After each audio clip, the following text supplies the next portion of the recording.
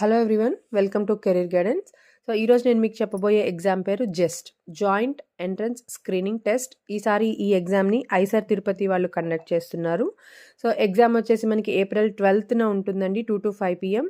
And application portal అనేది 26th February already open అయిపోయింది. And last date for exam application is 23rd March.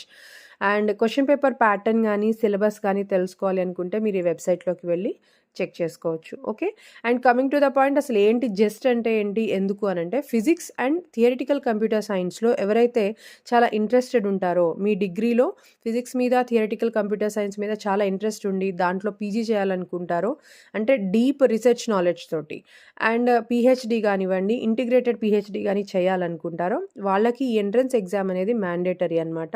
So మన national premier research institutes ఏవైతే ఉన్నాయో దాంట్లో కనుక మీరు పీజీ అండ్ పిహెచ్డి చేయాలనుకుంటే ఈ ఎంట్రన్స్ స్కోర్ అనేది మ్యాండేటరీ అండి.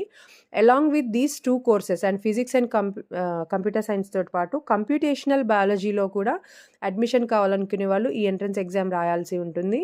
అండ్ ఇక్కడ చూసినట్లయితే మీకు application fee SC/ST PWD 600 and అదర్స్కి 1200.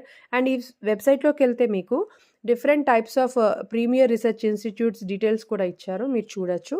If you are really interested apply చేయండి, మంచి స్కోర్ సాధించండి, మన దేశానికి ఉపయోగపడే ఒక గొప్ప రీసెర్చర్గా మారండి.